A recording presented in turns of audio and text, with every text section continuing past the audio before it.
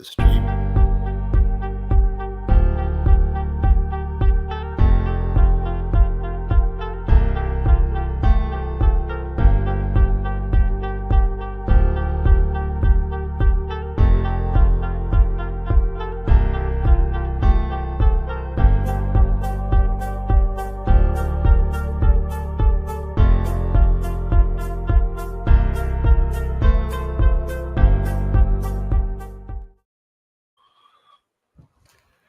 We are back after another Jaguars Monday night showing. Welcome back to the Bold Take Pod. Season, who knows, episode 2, the reboot, the rebrand, back better than ever. It's your boy Dilla, and I'm here with my guy, Mr. Cap. How are you, Cap? How are you feeling? Well, aside from the fact that about a week ago I was in Orlando for some work meetings, and one of my coworkers walked into a meeting towards the end of last week and was like, "Oh yeah, haven't been feeling well, and but I took a COVID test, so it's all good. I wasn't positive. I'm feeling a little better." And so, yeah, I watched. What I'm getting at here is I've been fighting a nasty head cold, and I watched that entire thing last night completely sober. So, completely sober, he says. Yeah, completely sober. So I could say I was in a similar state, but not fully sober. I've been better, Dilla. I've been better. I understand, and I guess I'm in the same boat. Yesterday was like, I don't even know how to say it. Like it was beyond embarrassing. It just kind of felt like everything from since the time like Urban Meyer got fired and everything seemed to be going up until the very end of last year. It was just all for naught. I feel like we are back in the eternal Stone Age because Jaguars forever. I just feel like as this episode has been labeled, it feels like it's the beginning of the end. How do you feel about that? Beginning of the end is, I think, going to be the title of this episode, and yeah, no, I think it's a very astute observation. For me, it's as simple as this, buddy. It's from time to time I voice certain concerns that I have, or just feelings that I have in my gut about this team, and sometimes even when things appear to be going better, right? Like I think as fans, it's in our nature to want to be positive, to want to look at all the things that we think are going in the right direction. And then a lot of times as Jaguar fans, and I think just fans in general do this, but a lot of times as Jaguar fans, we have this tendency to convince ourselves that everything is okay and that it's getting better, or that, no, this is just a blip in the, on the radar, a bump in the road. And the reality is the signs have kind of always been there. Like if you really have been paying attention and you've been critical of your own team as a fan, I think that's why I tweeted out yesterday. Like I watched that game, and yeah, I was as horrified as everyone else, but I wasn't shocked. Like, and I saw a lot of people genuinely kind of tweeting through it, working through it last night during the game, as we all sort of experienced the latest letdown together. And we can get into a little bit some of those signs. I know we probably will, and some of kind of how you and I believe we got here. But again, I think we just, maybe we have to do a better job, fellow Jag fans, of being more realistic and making them really prove it before we give them our hearts again, if you will. I think you just like hit the nail on the head. And Flight Distance in chats right here, he's saying, I really drank the Kool-Aid on the team too. And I think that's why everyone feels lower. And I think for me, that's exactly like why it sucks so much. It's not even that I'm surprised we suck, or it's not like we're not used to sucking and we don't know how to handle it. But I was thinking like, all right, they got their shit figured out last year, or, from last year, what they fell apart in. They signed all these dudes in free agency, right? in the offseason, they signed all these guys who were tabbed leaders. They celebrated the fact that they brought in all these leaders. And when you look at all these leaders that they brought in, you've got Mitch Morse, who's a part of a terrible offensive line. Playing better than Fortner, sure, it's not hard to do. The bar's low there, right? Eric Armstead, dude, what has he done?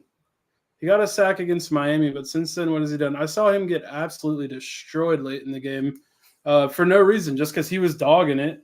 And one of the offensive linemen literally just got a hand on him, and he went flying because that's how little he seemed to be trying in that moment. You know what I mean? He was just like kind of going through the motions. Gabe Davis, he's a part of the offense that can't get the ball moving. Is it his fault as a leader? No. Is it a new player? No. But if you just look at everyone that was signed that they celebrated and they were really proud of their process on how they attacked free agency, not a single one of those players has made the Jaguars better this year than they were last year.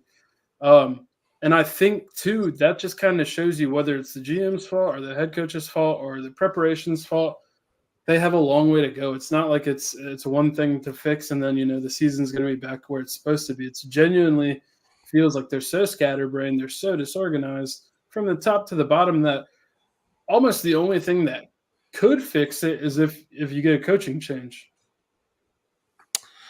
Yeah, and I think that's where a lot of people fall on this Tuesday evening after what we experienced last night and sort of how the first three games have gone as a whole. And then if you go back to last season, right, I am not going to argue with anyone who is calling for that at this point. I think what you just said, the results speak for themselves, but it's not just right. It's not just wins or losses. It's not just the lack of production or the lack of showing signs of having life. It's kind of all those things. But the most damning thing for me is we've watched a lot of Jaguars teams and a lot of Jaguars games where we objectively could sit there and say we don't have enough talent, right? Like there's not enough talent on the field to compete. And I don't think that excuse exists at this point. So when I look at it and when I'm watching the game last night or when I go back and I watch these games, I'm not going to go back and watch last night's game, don't worry. But when I'm watching it, the most damning thing for me is that if you take this team, if you take these individual players who, again, we all probably agree there's a good amount of talent on this team to be able to at least compete. If you take that and you look at the fact that when they're struggling, right? Like I saw somebody say people look like they're giving up. Like we don't have leaders. We don't have any dogs. I see this stuff. That's not necessarily what I see. I don't know that I see people giving up yet. What I see is people looking around like, holy shit, we don't have the answer. Who has the answer? Right? That's what I see on their faces. It's almost like we prepared all week. We bought into what we were preparing. And then when we got out here and the coaches started pulling the levers, we're not seeing what we thought we were going to see. We're not when they counter, when the defense or the other offense counters with something, we don't know what to do. And that is the most damning thing to me from a coaching perspective. It's like take the leadership thing to, there's so many different talking points that we could touch on. But when I look at their eyes inside those helmets, when you zoom in during gameplay after a bad play, it doesn't look like a team that's like, fuck, we're not giving effort. It looks like a team that's just, what are we doing? We don't know what we're supposed to be doing. And I think too, like you saw it last week with the Browns and you saw it, unfortunately, yesterday, the whole game, the defense can't get off the field, right? And the offense can't move the ball. So we've started the last two games by giving up like what almost feels like 10-minute drives and a touchdown. We get the ball back. We go 3 and out. Defense goes back out there. Another handful, like a huge chunk of clock comes off, and the offense comes back out. So you've got an offense that can't get in rhythm, and you've literally got a defense that can't get the offense back on the field. How many times in the last 2 games have we had favorable situations to start the drive? Like, what's our average, yard line starting drives? It's got to be inside the 20. It feels like we're starting every drive inside the 10. And I mean, you see it too against the Browns. We lost the game because we were sacked in the end zone for a safety, completely, killed the game for us. And then like I said, you see the team that can't get out of their own way and a team that's got to go 90 yards. Go back to Miami. The two best drives we had were 90-something yard drives. We're not seeing that now at all. And I think to your point, they don't trust the coaches. They don't trust the scheme. And it makes it hard to trust each other when you don't even trust, the people who are laying the foundation for your success. And I think that's why, as I said earlier, like, at what point is firing Doug Peterson the only thing you can do to get out of it? Like, if you let Doug Peterson ride out, most likely they're going to win a handful of games. The quarterback's going to get more and more separated from the team. He's going to have the worst year of his career, which is worse than the Urban Meyer season, which is like everyone looked at that as an outlier. And I don't know about you, Cap, but last night it sucked because last night I saw a quarterback and I was like, man, is this guy actually as good as we think he is? Yeah, I've been thinking about that a lot on a couple of different levels. And I think where I land with it is it's I think it's clear that he doesn't possess that superstar rise above it gene to where you could put him in just about any system, any situation, and he's going to figure it out. He's going to create, he's going to do those things. Honestly, a little bit like the guy he played last night. Like Josh Allen has that ability to create something from nothing. And there's been times with other offensive coordinators that he's had in his career that it's felt like things are discombobulated. He's having to do too much. He feels like he has to do too much. Trevor doesn't possess that. He doesn't possess that crazy athleticism that, that just pulls something out of his ass. I don't think that's him. So I'm settled on that. Like, that's pretty clear. What I keep coming back to, Dilla, is it feels an awful lot like your classic case of a guy who has plenty of talent to do pretty well in the NFL or to even do really well. Mm-hmm. But it's the thing that scares us the most. It's that we're so dysfunctional as an organization that the scary question becomes, will he ever maximize what he can do and what he can be by being here? Because so far the situations and the systems that he's been put into have failed him. And obviously he's a professional. He just got paid an entire Brinks truck worth of, many Brinks trucks worth of money, right? He just got paid that. So he's a professional and there's some sort of onus on him to prove his worth. But at the same time, I keep coming back to, man. But so when you ask yourself, does he suck? Right? Like is he no good? Like our pal Sully likes to troll us on the timeline, or like our buddy Cole Fartley, who has just notoriously been in the even almost to the point where he's created himself as a meme, the Trevor sucks camp. But what I'm trying to get at here is this. You have a situation where it feels an awful lot like there's a guy that when I'm reading football Twitter or football people who are probably smarter than me on the football side, that watch a shit ton of all 22, that live and breathe that type of thing, like sitting there and diagnosing, that are not just doing it for the Jaguars, but they're doing it for all the other teams, all the other games, all the other quarterbacks, all the other players. By and large, the people who really dedicate themselves to that type of thing on a national level, I'll still think that he has a lot to offer. It's true. So what scares me is this. Is it inevitable that we're looking at like a Matt Stafford situation? That's what I was thinking about earlier. Right? Like, is it inevitable that we're just never going to get it together enough to capitalize on what he could potentially offer? And 3-4 years from now, you're going to have some hot shot. The next Sean McVay is going to say, because here's the thing, bro. We can criticize him for a lot of things. There is one absolute truth, though, when it comes to his situation and him as a player. There are only so many people on this planet that can consistently make all of the difficult throws, like that have the ability to. Right. And he has that ability.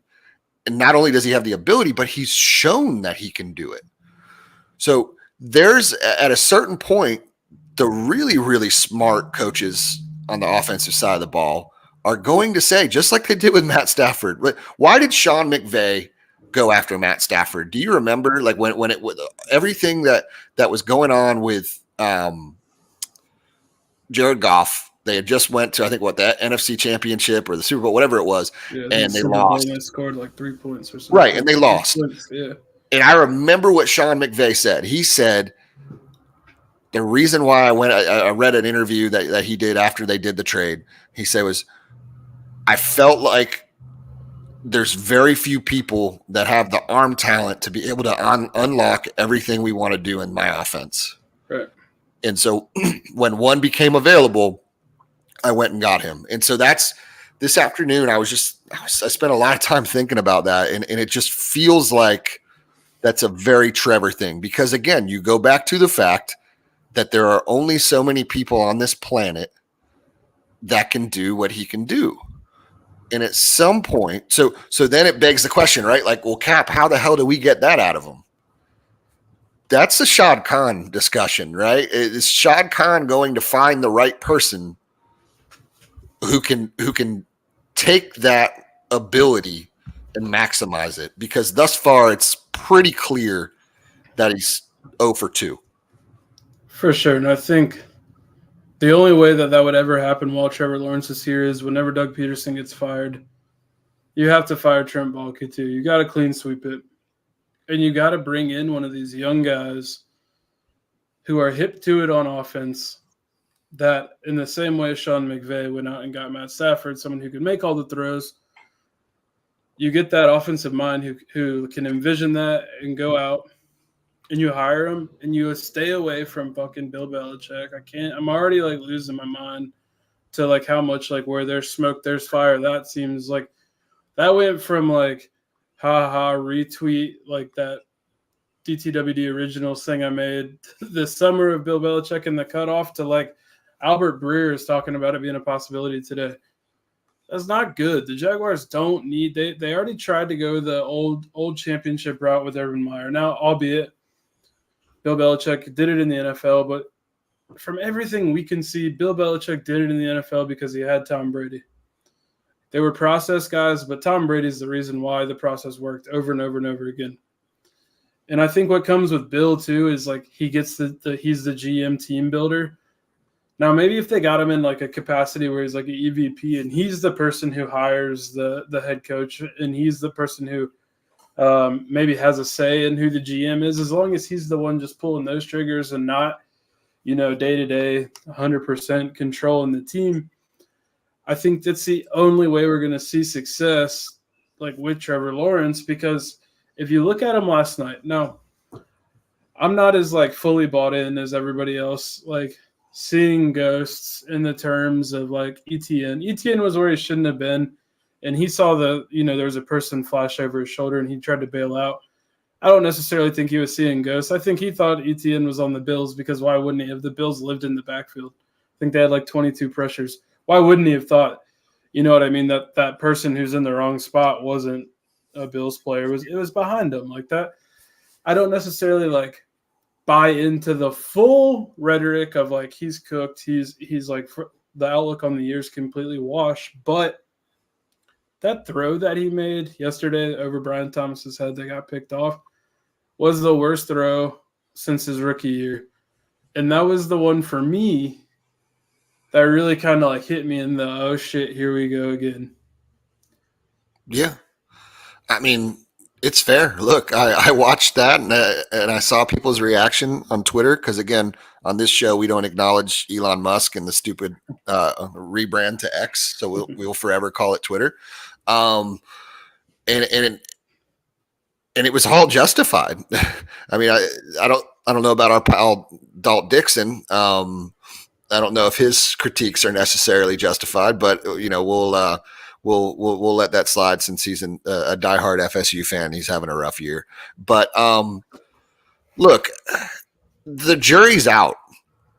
I think it's fair to say that we all wish he was in a different spot than he is right now, from a production perspective, from a confidence perspective. It is what it is, and we're not going to get that answer this season, I don't think. The really interesting variable there is, and also, I guess, depending on how you look at it and what your opinion is of Trevor, it could also be scary. But the reality is, the variable that exists is he just signed that huge deal. So he's ours for a little while.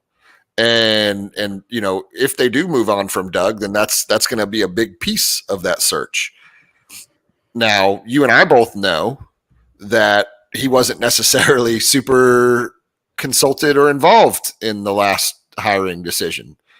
I don't know if you're Shad Khan. Then again, we're putting a lot of horses before a lot of carts here. Nobody's been fired, and the season's nowhere near over yet. But I don't know how you invest $250 million into a quarterback and don't involve him a little bit in that decision this time around, if that's the track that we're on. So,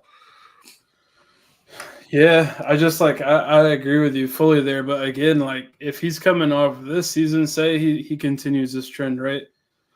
Like, you don't want to like give him that much say, because at the same time, like, you got to like look out for yourself moving forward. We've seen plenty of new coaches come into situations where there's a quarterback who's in year 2, 3, 4 of a long-term deal. They ride the storm for a year or two. They get enough out of them because they're good enough players to have some success. But at the first moment that they're able to, they get rid of them and they draft their own guy. And now it like feels really crazy. Like, after 3 weeks of the season, we're talking about, the next head coach drafting his own guy a couple years down the road. But I don't know, man. This shit's weird. They're like, it seems beyond repair unless you completely just like start chopping heads. And that's just, for as pissed as Shad Khan apparently was last night, you don't even hear any like double downing on him coming out and saying, I said that this team was supposed to win and we're 0-3, one of 3 teams in the league that are 0-3. And I guess we can touch on this too. Cap, did you see that the 3 teams that are 0-3 all have Zach Taylor, Press Taylor, and then Callahan, who was the offensive coordinator in Cincy? It kind of like, we touched on it last week on the pod, like, nothing they're doing is setting the team up for success. And you can tell because the scheme is not working in other places too. And we know that at least with Cincinnati, they have a functional quarterback, whereas, you got shit for brains in Tennessee. Look, it's a scary point. It's a scary thought to think about, right? When you sit there and you say the 3 teams that are 0-3 are all, like you said, pretty much the same scheme. Similar brains, and the proof is there. Like our conversation last week about the deficiencies with this offense, about it being archaic. Let's keep it real here, man. If we can see that, you don't think the players on that offense can see that, right? Like, when they're watching tape of other teams, whether it be the defense, they're obviously, you don't think when Trevor's watching the Texans this week, or he's on the plane last night coming home and he's watching the Texans cut ups, or this morning, you don't think he's watching what Sam Darnold's doing and what that offense is doing to them, right? That's a huge piece of watching the tape and game planning, is seeing what other teams are doing. So these guys are smart, especially the quarterbacks usually. Like, these are dudes who know ball. They see what a lot of the other teams are doing in the league. They're seeing the success they're having. They're probably very quickly diagnosing, well, this is what we're doing and this is what they're doing, and they're having a lot more success. Like, it's not fucking rocket science at that point. And the reality is this league is forever shifting. It's forever shifting. It's a copycat league. It's always changing. I mean, we went from pro style West Coast to, then the college game and the high school game and those the tendencies that kind of came from that with the spread and all that.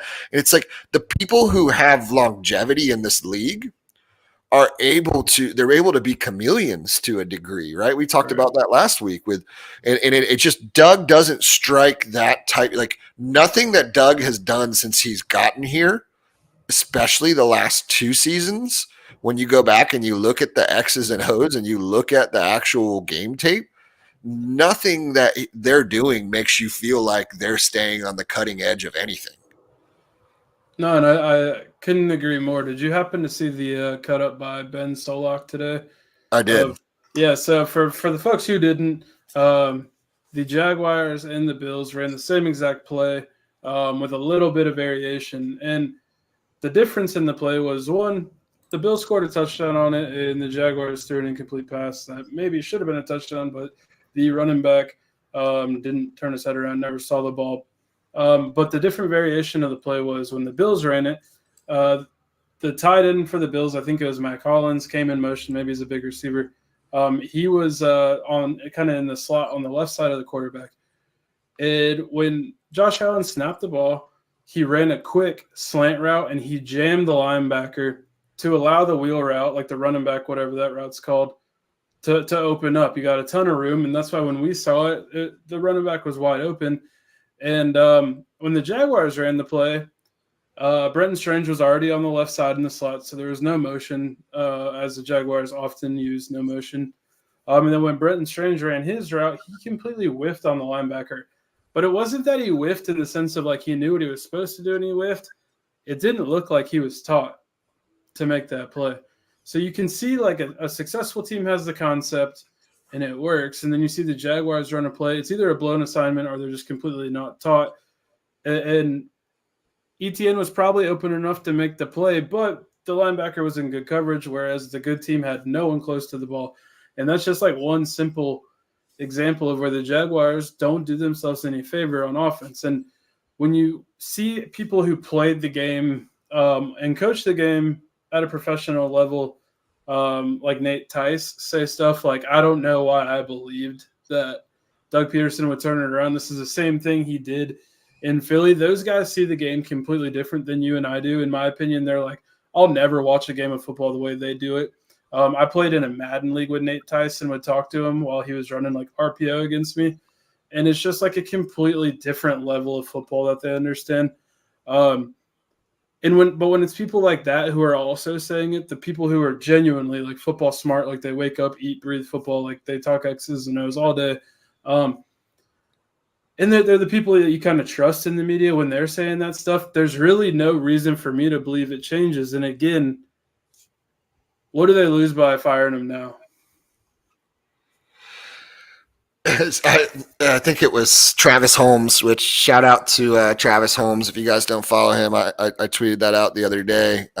He's just pumping out content. I think he played at UCF for a hot minute, right? I think. And yeah, as a DB, I believe. Yeah.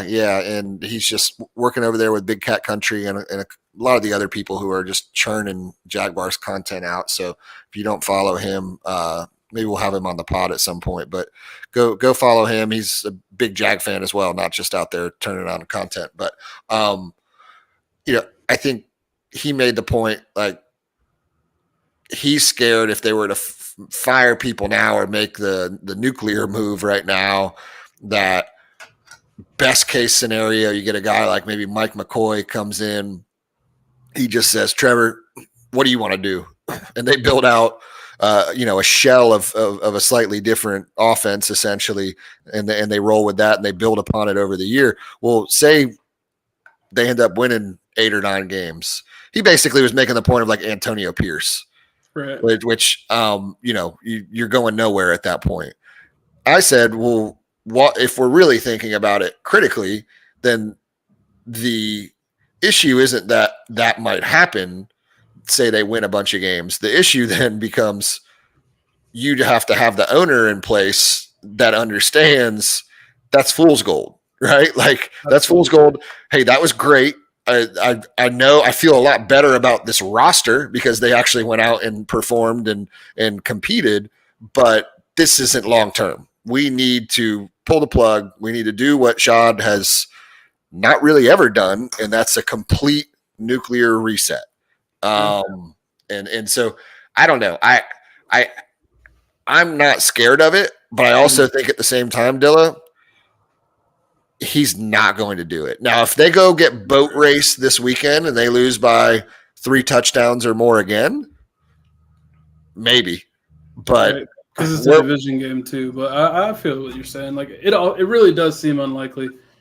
So hey, while we were just talking about that Ben Solak highlight, I want to try something. I want to see if we can get this up just to let you guys see what we were talking about since we're new to this podcast winging thing. So I'm gonna take Cap off the stage for 1 second, and then I'm going to share my screen.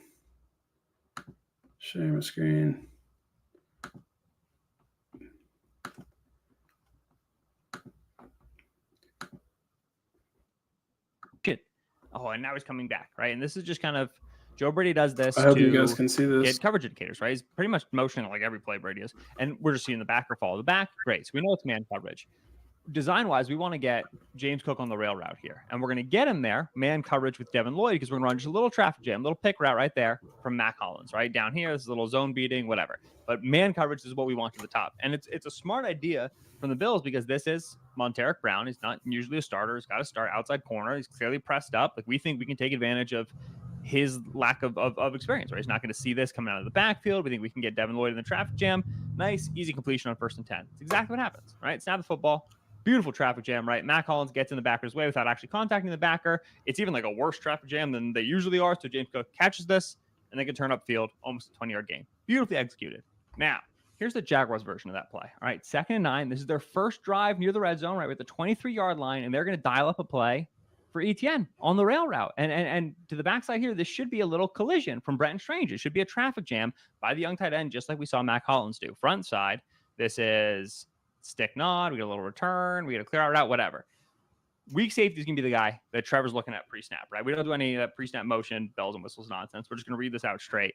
And when Taylor Rapp steps to that 3 receiver side, we can see, all right, they're playing zone coverage, these 5 guys over these 3 routes right here. And then backside, it's man coverage and man coverage. We know that this weak safety can't get to the deep half. He's not going to be able to influence this. So we are throwing this every single time. It is the correct read. The problem is we just didn't impede the backer at all. Right now, it was easier for Matt Collins because the corner was up here, right? So you just kind of took one step and just buried yourself right at Dorian Williams. Now Douglas is off a little bit and he has some vision, but this is still man coverage, man coverage. You have one job, and it is to go impede the backer. So firstly, I think Brenton Strange is just wrong. I think he just busts his assignment. The second thing we have to ask is, okay, if this is actually play design, this is bad play design because this is not going to open up successfully. You need to impede the backer if you're running a rail route. The third thing we need to ask is why, if this is a backup tight end who's only in because Evan Ingram is injured, why are we giving him this role right now if we don't know we can trust him? If he's not necessarily going to understand the play call, why don't we make this Gabe Davis? Why don't we make this Christian Kirk? Why don't we make this somebody who we're confident is going to understand his assignment within the concept? So this is it's just little bad stuff in execution that leads to ETN being pretty nicely covered by Dorian Williams as the man-beating guy in man coverage. So then Trevor tries to throw this, drop it in a bucket. ETN doesn't see it, and it's great, whatever. You could throw a back shoulder maybe, like, I don't know. Like, try to throw this back shoulder, I guess, right? Push him upfield and then hit him on the back shoulder. Bad execution. So sick. Hopefully you guys enjoyed that. I don't know why Cap's mic is muted. It says there we go. Right, somebody said, I said, look at us. We're so innovative. Joe DePinto said, both take more innovative than Doug's offense. Yeah, we're very proud of ourselves for what we just pulled off there. But I think that is such a perfect example. And again, we don't have the answers, right? Maybe it was poor execution. Maybe it was poor design. Maybe it's very possible it's a combination of both. But what you see there is the juxtaposition of what a competent, more even going back to the very beginning of that video, which I don't know if everybody heard, but he talks about the motion. right? The Jags didn't do like go watch a game of football. Go watch Thursday night football in a couple of nights. And I forget who's playing, but just about every other team out there, other than the three we named, there's tons of pre-snap motion. They're trying to give the quarterback as many clues as possible, right? And so it's such a perfect encapsulation of where we are versus where the rest of the league is. And again, who knows? Maybe it was all just piss poor execution on Brenton Strange's part.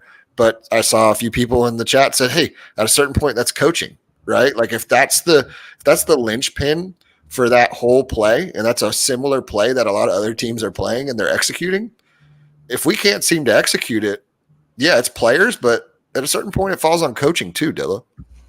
And 100%. And that, I think that example right there, it's why when you see that stat line for Trevor Lawrence, he's got 2 touchdowns, 1 pick, he's throwing like 52% completion percentage. You look at the simple stuff like that, and I know it was a blowout in the game, but Christian Kirk dropping that touchdown pass, like what the fuck's up with him? He cannot hold on to the ball at all.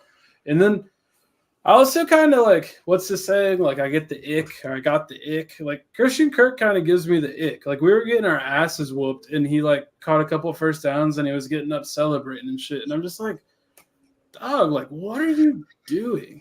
I think they're trying to find it, bro. Like, I legitimately watched that team, and like I said earlier, for the people who are just joining us, I mean, it's a team right now, to me, that it doesn't look like they're dogging it. It doesn't necessarily look like it's poor effort yet.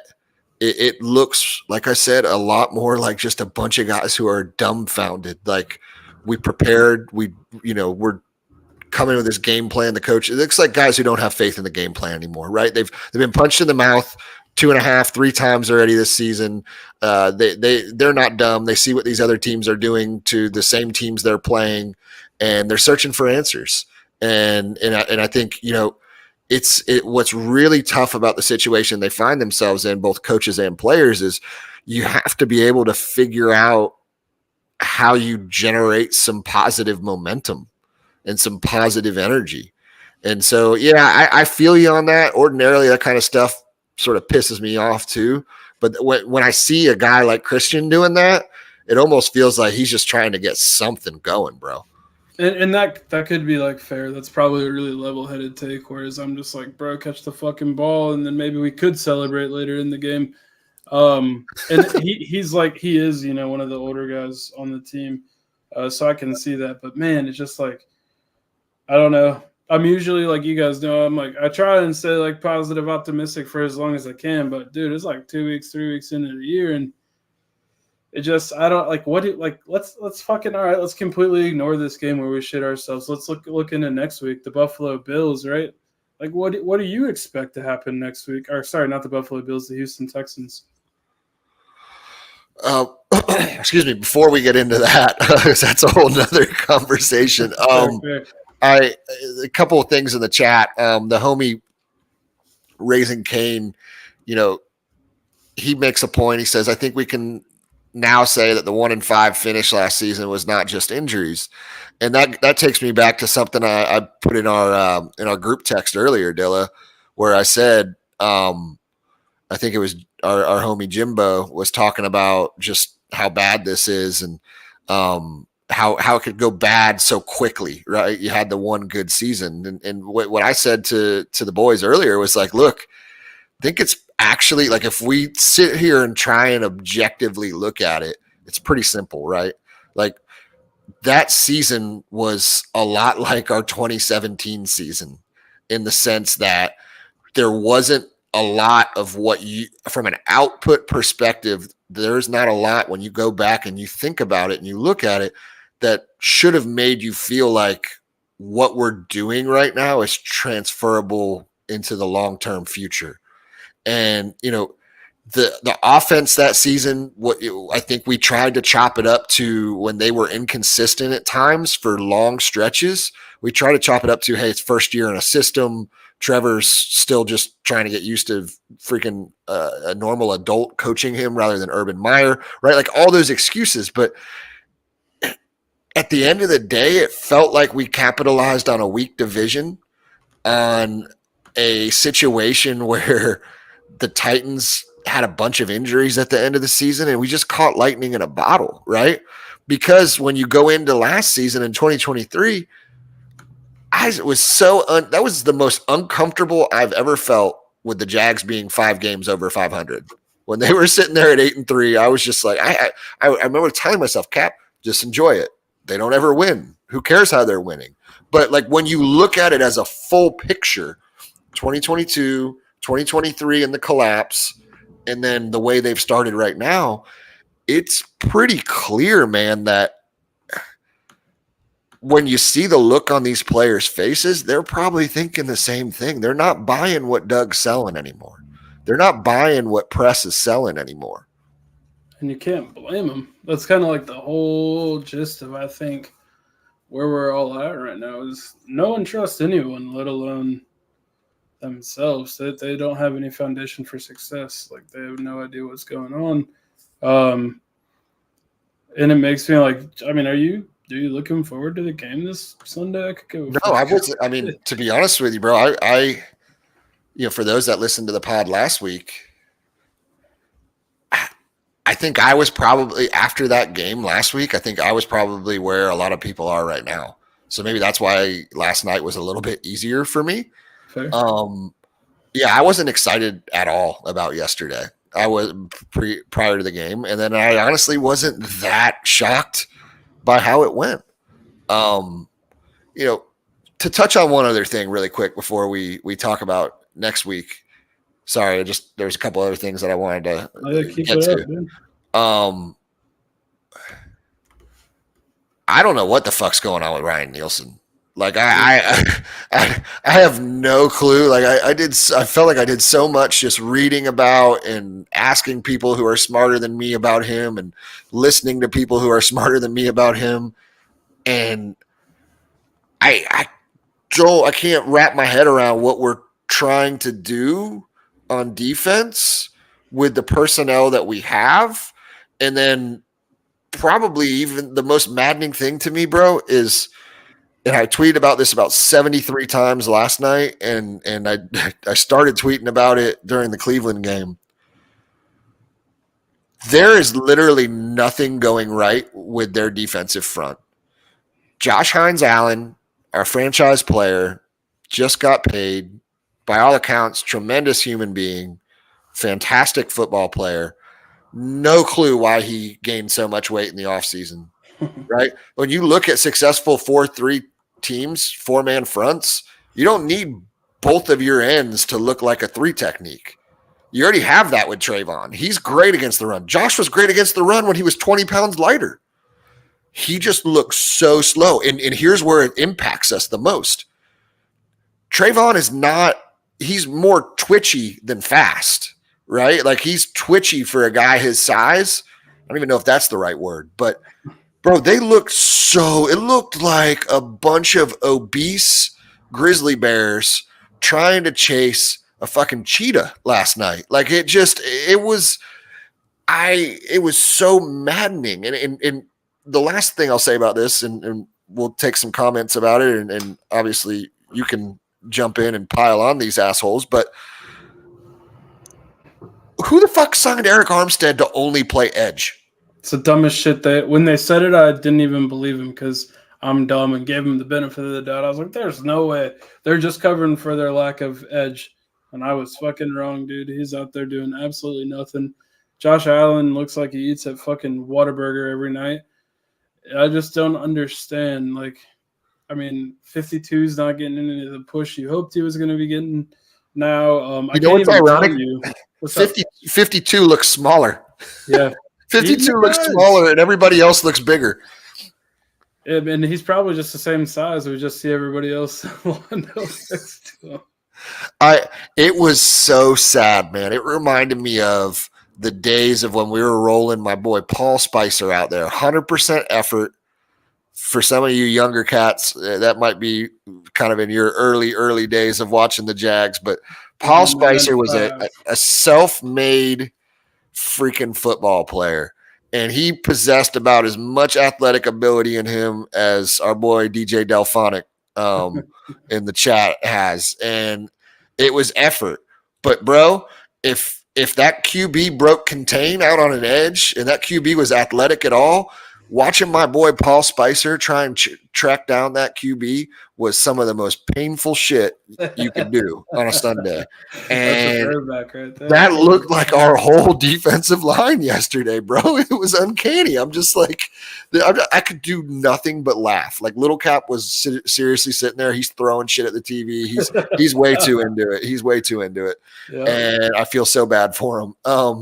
But I could do nothing but laugh. And he's looking at me like, Dad, why are you laughing? And I'm like, buddy, that's just a certain point with this team that you get to. You'll understand very soon. Don't worry.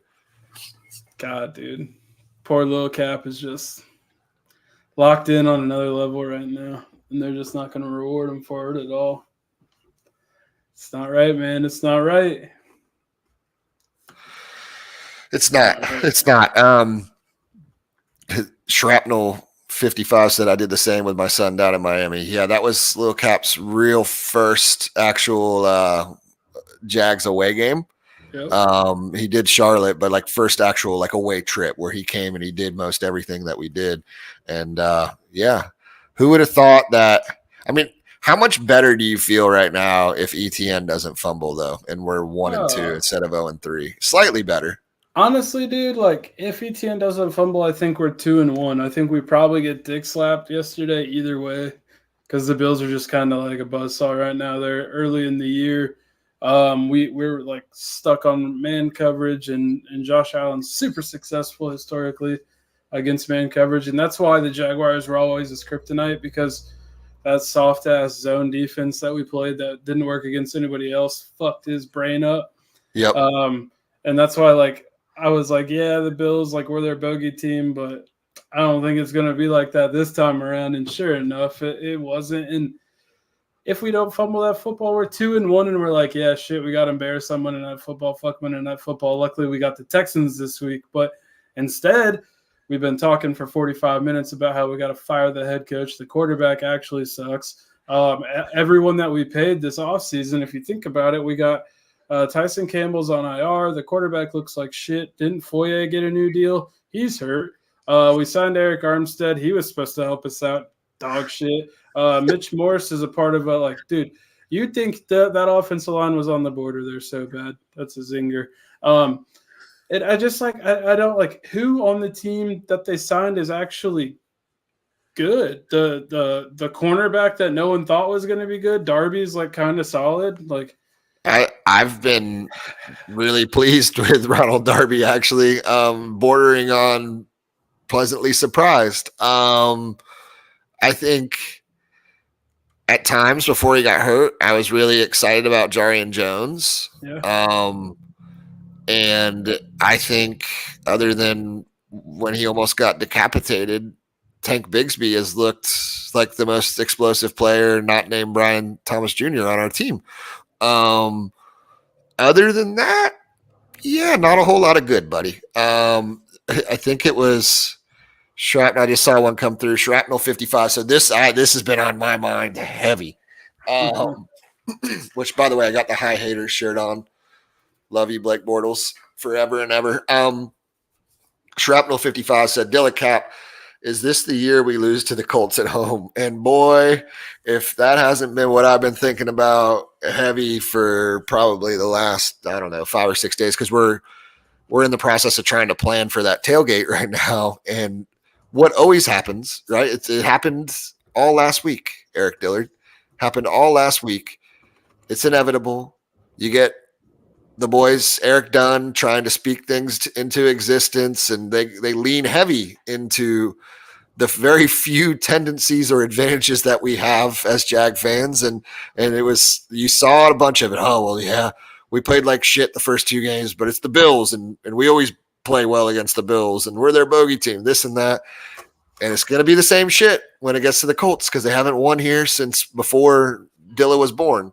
And I don't know, man. I mean, they looked terrible yesterday or on Sunday. They looked terrible. Anthony Richardson might be one of the only QBs playing worse than ours at the moment. But if I'm them and I watched that game yesterday, I'm doing a bunch of motion. I'm running Ant 20 times and I'm running Jonathan Stewart. Yeah, no, not Jonathan Stewart. Jonathan Taylor. Jonathan Taylor Thomas from Home Improvement. I'm running him 30 times and throwing the ball 5 times. And I'm saying, Jags, do you have the nuts to stop us? And that scares the shit out of me. Shrapnel 55, if I'm being honest with you. Hey, Brandon Bush said, did you see the stat that since Doug has been the coach, we lead the league in drops, 108 drops, I believe. That's the number I saw, and I think the next closest team was 92. And it's kind of funny because if you think of all the receivers we've had over the years, like we've literally gone from Marvin Jones to Brian Thomas Jr., it doesn't really matter who's in there. Chris Conley, I think that might have been before, maybe a 1 year overlay of Doug Peterson, but no, I can't, like, as much as I want to bag on the quarterback, and I do think like that throw he made was just absolutely gut-wrenching, terrible. Like, they don't help him out at all. No one helps that dude out at all. And the only time that like the offense actually seems to look like it's functional is when we're in like a 2-minute situation and like he's essentially calling his own plays. And I think you said that last week, but it's just like so evident every time they get in any situation where the clock's accelerated that they zoom right down the field. Yeah. Hey, Doug Peterson, Press Taylor, you want to save your job, just give Trevor 2 or 3 plays each, give Trevor 4 plays each series and let him run whatever he wants to run until the next move the chains or until the next series. I don't know. Look, I do think it's a really interesting conversation, though, when you start talking about is he getting any help from the guys on the team? Because I think sometimes, look, we're Jags fans, and we've tried to find the silver lining in fucking Blaine Gabbert and Blake Bortles, and we've tried to justify a lot of bad quarterback play over the years. So when I try and look at it objectively, I feel like I watched a lot of bad QB play. And when I watch really, really bad QB play, you might have said the same thing, how they're not helping them out. But it also feels like that person is never helping the offense out either, like making the big throws. And Trevor is not afraid to make the big throws. And he will make 3 or 4 big boy throws a game. It's the $1 million question right now, bro. Where is the lack? $75 million question. Sorry. Yeah. No, you're not wrong. Like, where is the discombobulation coming from? I think we all want to believe in our heart of hearts that it's mostly system-based. It's coaching. It's lack of preparation. It's all those things. Gosh, it just feels like at a certain point you got to give at least some of that blame to the QB too. I don't know. I don't know. That's what scares the shit out of me. No, for sure. I mean, like, I'm still on, like, I think Trevor's completely functional with the right coaching. And some people are going to be like, he shouldn't need the coaching. Like, yeah, he does actually. He can't play offensive line. He can't, like, scheme people open when they literally don't practice that all week. Like, that's not his fault. He can't help that he hit Christian Kirk in the helmet. And, they got no points for it. He can't help that ETN didn't fucking look for the ball and even make an attempt at it. But what he can help is that interception that he threw, over the middle, or the one to Gabe Davis where he threw it out of bounds. Like, keep that shit in bounds, motherfucker, or whatever Allen Robinson said to Blake Bortles back in the day. Like, for everything that you, like, say is not his fault, you can find something that is his fault. So you definitely got some kind of issue. Hunter and chat saying, like, it's a confidence issue, and I think that's true too. Like, why? Like, I don't, like, how can you expect him to have confidence in that situation? And that's really been the theme of chat. Like, the situation's so bad. How, like, where do you logically see anyone being successful with the way they got it set up right now? Yeah. Somebody just said in the chat, look at Sam Darnold with the Vikings, right? But look, right now, what's crazy about right now in the NFL, and I think this is one of the things that drives me nuts right now, is there's a lot of examples like that. Like Tua was fucking he was trash under the previous regime. Mm-hmm. Mike, old Mikey boy came in there and said, I'm going to do everything to play to your strengths. And he built him up. He said, you're a stud. You're my guy. And everything was about that positive reinforcement from his words to his actions to the system that they built. It was all that. And then you look at, I was watching that whole Vikings game on Sunday, actually, and they're talking about how Kevin O'Connell, how he targeted Sam Darnold because he was watching the film and he's like, look, there's a lot here that I can work with. You see that right now around the league, even with Brock Purdy. And do I think Brock Purdy has a tenth of the natural ability of a Trevor Lawrence? No, not really. But like you see these coaches who are just, they're not afraid to coach to their players' strengths. And I don't know that I've ever gotten that feeling about this current regime, a single bit. So no, definitely not. The only time I think we ever felt confident about the Jaguars was like when you said when they were on that magic run, caught lightning in a bottle, or however you want to describe it. They just seemed they couldn't do anything wrong until it didn't matter, and then even the first half of the playoff game, that's one of those once in a lifetime shits that you experience. You know what I mean? So. Again, it's nothing that ever made you feel consistent, or it was trending in the right direction. It was, and I've seen a lot in the chat as well about offensive line, and I guess that's probably one of the final things we can touch on before we talk a little bit about the Texans game if we want to. And look, I was talking to somebody earlier, and I said I don't know what's more dumbfounding, frustrating, mind-numbing, whatever adjective you want to use. I don't know what's more, just what pisses me off more, the fact that they said Trevor Lawrence got his ass whooped last year behind that offensive line, and they said, come on back, pretty much everybody, except for we're going to go out and get Mitch Morse. And they expected, right? They expected something different than what they're getting right now. Now, you can say, Cap, could they have expected that Anton Harrison would have forgotten how to play football?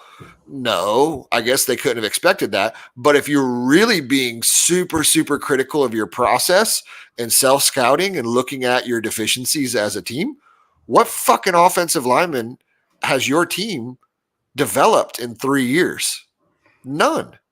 So with that in mind, could you really expect Anton Harrison to make a jump when no one else is developing?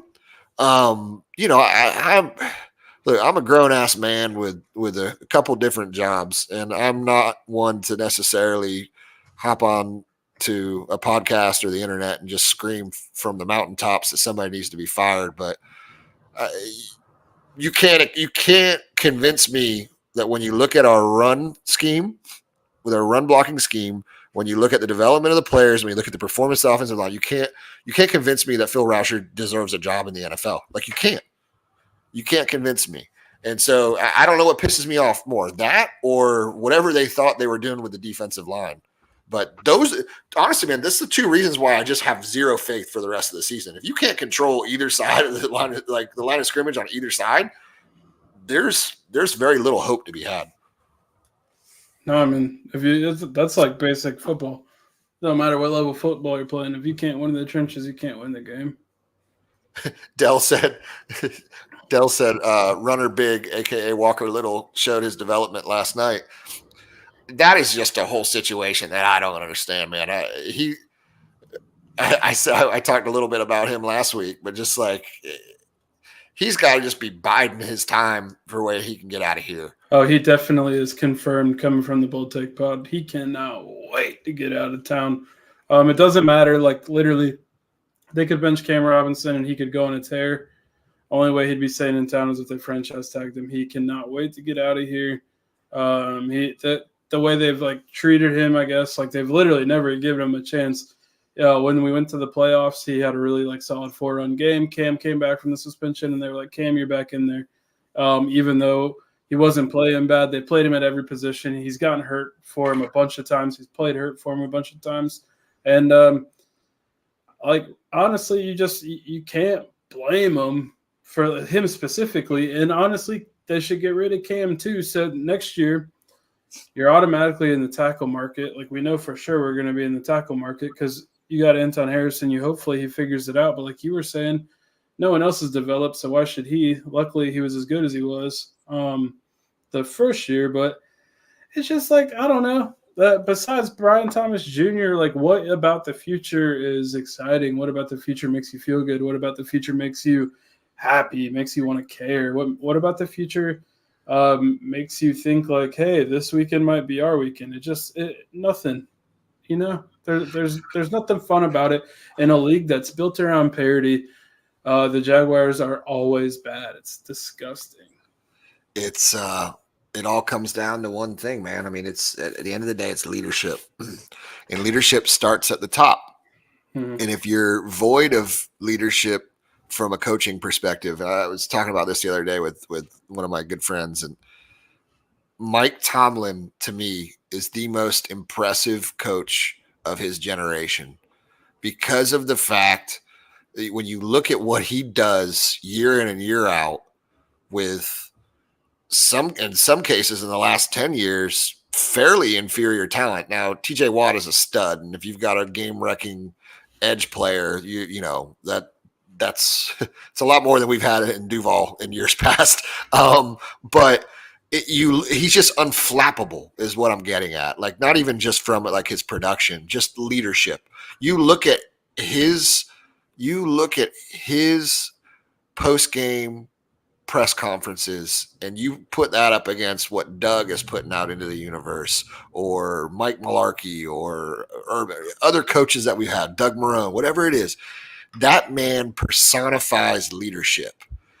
And it's to the point to where anybody who has any stake in the Pittsburgh Steelers, like the Rooney family, any of their minority owners, they don't have to lead, bro. The GM doesn't have to lead. No one has to lead. But the reality is Trent Baalke is not a respected NFL leader. Right. No one in the NFL that would say Trent Baalke is a guy that everyone respects. He's a leader.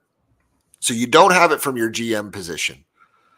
I have been so underwhelmed by Doug's leadership in the last 12 months that you don't have it at head coach. So the only hope that any of us have is that the ownership finds finds a genie in a bottle and is able to, the next time around, find that leadership. Because without it, you're nothing, bro. And so either it comes from the organization, like a case of like the Ravens, right? And don't get me wrong, because some people are going to be like, Cap, we don't want Jerry Jones. No, I don't want an owner who has to be the face or the leader of the organization necessarily. I just want an owner that recognizes that they have to find that person and does everything and anything that they can to find that person, because we don't have it. And when I look at that team, I'll say it again, when I look at their faces, they don't look like a team that's giving up, that doesn't care. They look like a team that doesn't have the answers. And that's damning on a coach. For sure. I think we'll jump into Houston Texans, and then we'll get the hell out of here. Episode 2 of the Return of the Bold Take. Houston Texans, honestly, like, who's confident in this game? Texans just got backhanded by the Vikings, meaning they are not going to look past the 0-3 Jacksonville Jaguars. We've just talked about how poorly run and inept our whole franchise and our operation is. I expect another ass beating, and I would be shocked if we keep it within 17 points. How do you feel? Yeah, no, I don't feel well. I think actually, I think the quarterback play is closer than some in the NFL want to paint it to be, as far as the two quarterbacks in the game. Mm-hmm. Now, with that said, Trevor doesn't look confident right now, so probably massive edge even in spite of that, to the Texans. Look, they have a lot of what we're searching for right now, man. They have leadership. They have toughness. They're tough on both sides of the ball. That's what you could see. Yes, like on Sunday, you could see it in their players' eyes. Like, not only are we getting our ass handed to us, but we're not happy with, like, they're out physicaling us. And teams with good leadership, good coaching, usually when they have a game like that, they're coming, they're looking for blood. So to me, that, I put it this way, I would not be betting the Jaguars. And somebody said, "Oh no, Broad Dog has entered the chat." Yeah. I hope he did somewhere. Trent. Shout out Trent, love you, buddy. Fire Doug, just kidding. I know you want to. Look, man, I don't think it's gonna be pretty. The question is, if it's not, like I think we're all expecting at this point, then what? Or I'll pose you this question, Dylan. How about this before we go? And you can give your answers in the chat too. If they come out and they look good, talking about the Jags, if we come out and look good on Sunday and we win by a score, does that change this entire conversation that we just had? Yeah, I mean, I'll be the first to say if we go in and we beat the Texans, we're 1-3. I'll come back to pump a little bit of sunshine. I don't care if we beat them by one on the doofiest play ever, and CJ gets hurt and we're playing their backup quarterback. I'll pretend like that's significant, because what else do I have to hold on to? I know in real life, like, no, it doesn't mean nothing. The Jags got to stack a couple for me to even remotely believe in them. The quarterback hasn't won in his last 8. So a win is significant in that sense. But I just don't see it, man. I'll still know in the back of my mind, like, it's nothing significant about it. All that did is now we're going to be picking like 7th instead of 3rd. You know what I mean? Yeah.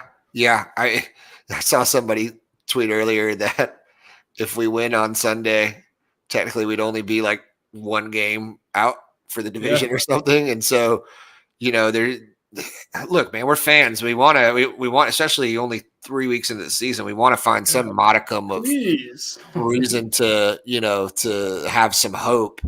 I think what does it for me as far as for Sunday, and I hate to go from we want to have hope to giving you my final execution, my final thoughts on it. But when I look at what the Vikings did to them, I don't think we're capable of doing it. So Brian Flores is he's proven that Shanahan tree, that Shanahan offense, he's got, at least right now, he's got it.